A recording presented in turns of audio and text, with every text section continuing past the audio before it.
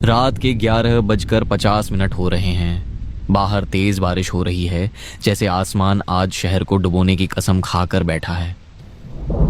Crazy pizza की दुकान में सन्नाटा फैला है। ओवन के ठंडा होने की धीमी आवाज सुनाई दे रही है। रोहन अपनी रेनकोट की जिप ऊपर खींचता है और हेलमेट हाथ में लेता है। वह आज की शिफ्ट खत्म करके घर जाने ही वाला है। तभी काउंटर पर रखे टैबलेट से एक तेज रिंग की आवाज गूंजती है। मैनेजर स्क्रीन की तरफ देखता है। उसका चेहरा धीरे धीरे पीला पड़ जाता है। मैनेजर झिझकते हुए कहता है, रोहन, एक लास्ट ऑर्डर है। रोहन हेलमेट वापस रखने की कोशिश करता है और मना करते हुए कहता है, सर 12 बजने वाले हैं, बारिश देखिए, अब कोई डिलीवरी नहीं होगी। मैनेजर कुछ सेकंड चुप रहता है, फिर वह आवाज हल्की करते हुए लालच देता है। मैनेजर कहता है, टिप 500 रुपए है रोहन, प्रीपेड ऑर्डर है, बस ड्रॉप करना है। रोहन एक पल के लिए रुक जाता है। 500 रुपए, उसका पूरे दिन का पेट्रोल और खर्चा निकल जाता है। वह गहरी सांस लेता है और आखिरकार कहता है, ठीक है, लोकेशन क्या है? मैनेजर एक पर्ची निकालकर उसकी तरफ बढ़ाता है। रोहन पर्ची पढ़ता है। अगले ही पल उसकी आंखों में एक अजीब सा डर उभर आता है। लोकेशन लिखी है मुक्तिधाम शमशान घाट, गेट नंबर 2, पुरानी बरगद के नीचे। रोहन आवाज ऊंची करते हुए कहता है, सर, शमशान में पिज्जा, ये पक्का कोई प्रैंक है? मैनेजर कंधे उचकाते हुए बेपरवाही से कहता है, पैसे आ चुके हैं, तुझे बस गेट पर रखकर आना है, शायद चौकीदार होगा। रोहन कुछ नहीं कहता। वह पिज्जा बॉक्स थर्मल बैग में डालता है।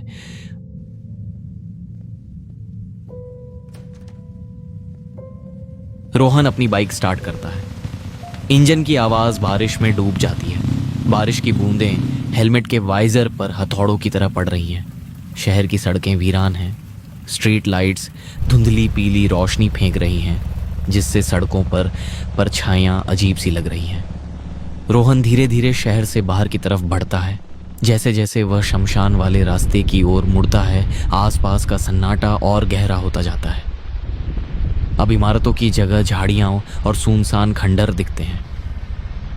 इस रास्ते पर एक भी स्ट्रीट लाइट नहीं है, सिर्फ बाइक की हेडलाइट अंधेरे को चीर रही है। अचानक रोहन को महसूस होता है कि बाइक कुछ भारी हो गई है। उसका दिल जोर से धड़कता है। उसे लगता है जैसे पीछे की सीट पर कोई बैठा है। वह शीशे में देखता है, कुछ नहीं है, सिर्फ काला अंधेरा। रोहन खुद से बड़बड़ाता हुआ कहता है, मुझे ऐसा क्यों लगा कि पीछे कोई बैठा है? शायद बस मेरा वहम ही होगा। रोहन कुछ सेकंड तक शीशे से नजर नहीं हटाता। पीछे की सीट खाली दिख रही है। वह गहरी सांस लेता है और खुद को समझाते हुए कहता है, कुछ नहीं है, दिमाग मुझसे खेल रहा है। वह एक्सीलरेटर थोड़ा और घुमाता है। बाइक आगे बढ़ती है, लेकिन उसका मन अभी भी पीछे अटका रहता है। हवा अचानक ठंडी हो जाती है। बारिश अब हल्की पड़ रही है, लेकिन सन्नाटा और भारी लगने लगता है। रोहन की नजर घड़ी पर पड़ती है। रात के 12 बज रहे थे। रोहन का डर अब चरम पर था। अनजाने में वह अपनी हिचकिचाती सांस निगल लेता है। दिल की धड़कन तेज, हाथ कांप रहे थे। सामने कुछ दूरी पर एक बड़ा जंग लगा हुआ लोहे का गेट धीरे धीरे उभरता है। गेट के ऊपर टूटा फूटा बोर्ड लटका है, मुक्तिधाम शमशान घाट। गेट आधा खुला है। हवा चलने पर वह चरमराते हुए हिलता है। हवा की आवाज सीधे रोहन रूह में उतर जाती है। रोहन बाइक धीमी करता है और गेट के सामने रुकता है। चारों तरफ अजीब सी खामोशी है। न कोई इंसान, न कोई जानवर, सिर्फ हवा और पेड़ों की सरसराहट है। रोहन इतना डरा हुआ है कि वो बाइक से ही नहीं उतरता। वह दूर से ही आवाज लगाता है, हेलो, कोई है क्या? पिज्जा डिलीवरी लेकर आया हूं। उसकी आवाज शमशान के अंदर तक गूंजती है और फिर अचानक खो जाती है। कोई जवाब नहीं आता। रोहन अपनी भौहें तान लेता है। दिल तेजी से धड़क रहा था, हाथ हल्के कांप रहे थे। वह जेब से फोन निकालकर कस्टमर को कॉल करता है। रोहन स्क्रीन की तरफ देखता है। कॉल कनेक्ट हो रही है, लेकिन अगले ही पल उसकी रीढ़ में सिहरन दौड़ जाती है। घंटी की आवाज फोन से नहीं, शमशान के अंदर से आ रही है। वह आवाज गेट नंबर 2 की दिशा से आ रही है। रोहन का दिल जोर से धड़कने लगता है। उसका दिमाग कहता है, गेट के बाहर ही रुको, यहीं पिज्जा रखो और निकल जाओ, लेकिन उसके पैर बाइक पर जमे रहते हैं। वह अनजाने में बाइक गेट के अंदर ले जाता है। अंदर का माहौल अचानक बदल जाता है। हवा बर्फ जैसी ठंडी लगती है। गीली मिट्टी और स्मशान की गंध रोहन के नाक में भर जाती है। बाइक की हेडलाइट मुश्किल से आगे का रास्ता दिखा रही है। रोहन धीरे धीरे आगे बढ़ता है। हेडलाइट की रोशनी में उसे कई कब्र दिखती हैं। वह नजरें चुराते हुए आगे बढ़ता जाता है। करीब 100 मीटर अंदर जाने पर एक विशाल बरगद का पेड़ अंधेरे से उभरता है। उसकी जड़ें जमीन पर सांपों की तरह फैली हुई है और उसी बरगद के नीचे एक पुरानी सी बेंच पड़ी है। बेंच पर एक आदमी बैठा है। वह बिल्कुल स्थिर है, बारिश में भी बिना हिले बैठा है। उसके हाथ में एक मोबाइल फोन है और वही फोन लगातार बज रहा है। रोहन की सांस अटक सी जाती है। वह बाइक वहीं रोकता है, लेकिन इंजन बंद नहीं करता। उसके हाथ हैंडल को कसकर पकड़ लेते हैं। रोहन कुछ सेकंड तक आदमी को घूरता रहता है। बारिश की बूंदें उसके हेलमेट पर टपक रही हैं। आदमी बिल्कुल स्थिर बैठा है, जैसे उसे बारिश से कोई फर्क ही नहीं पड़ता। उसके हाथ में पकड़ा फोन लगातार बज रहा है। रोहन हिम्मत जुटाते हुए बाइक से थोड़ा आगे झुकता है। वह कांपती आवाज में कहता है, सर आपका पिज्जा। आदमी धीरे धीरे सिर उठाता है। उसका चेहरा बेहद पीला है, आंखें गहरी हैं, ऐसी जैसे उनमें नींद नहीं, सिर्फ इंतजार भरा हो। वह सूखी सरसराती आवाज में कहता है, तुम आ गए।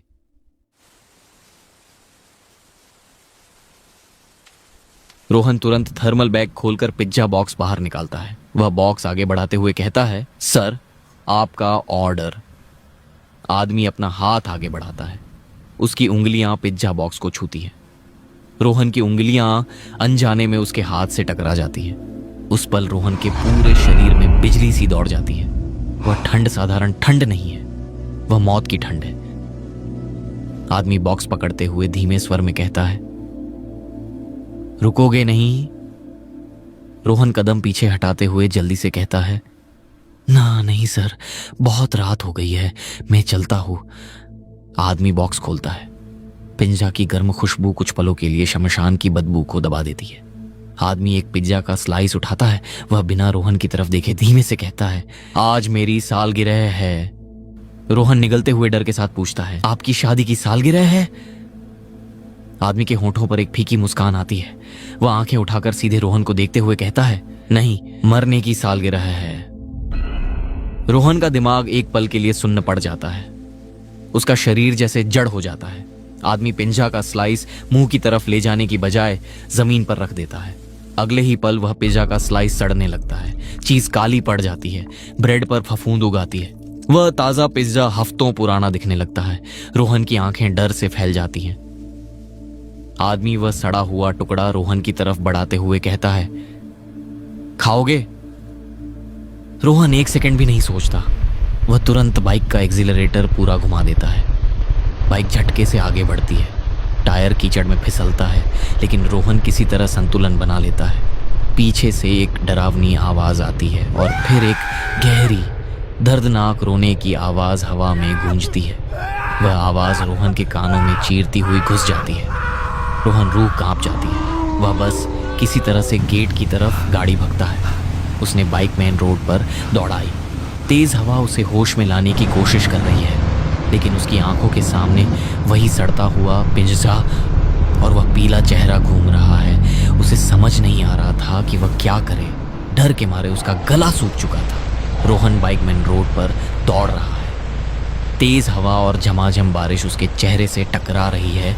दिल जोर जोर से धड़क रहा है। तभी उसका फोन बजता है। रोहन बाइक रोकता है, हाथ कांपते हुए कॉल उठाता है। हेलो? मैनेजर की आवाज घबराई हुई है। हर शब्द में डर झलक रहा है। कहाँ हो? श्मशान मत जाना, नहीं, जल्दी वापस आओ। और फिर कॉल कट जाती है। रोहन वापस कॉल करता है। फोन बजता है। The number you are trying to call is not reachable. Rohan ठिठक जाता है। पीछे सड़क पर सिर्फ बारिश की झमाझम आवाज, तेज हवा और अपनी धड़कन गूंज रही है।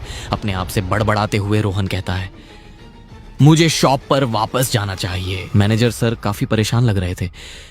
कुछ तो गड़बड़ लग रही है। रोहन ने बाइक मोड़ी और शॉप की तरफ निकला। रात के 1 बज रहा है। बारिश अब थम चुकी है, लेकिन शहर पर एक अजीब सी धुंध छा गई है। रोहन की बाइक दुकान के सामने आकर रुकी। दुकान की लाइट्स जल रही थी। कांच के दरवाजे से अंदर रोशनी दिख रही थी। रोहन ने राहत की सांस ली। चलो, सर अभी भी दुकान पर हैं।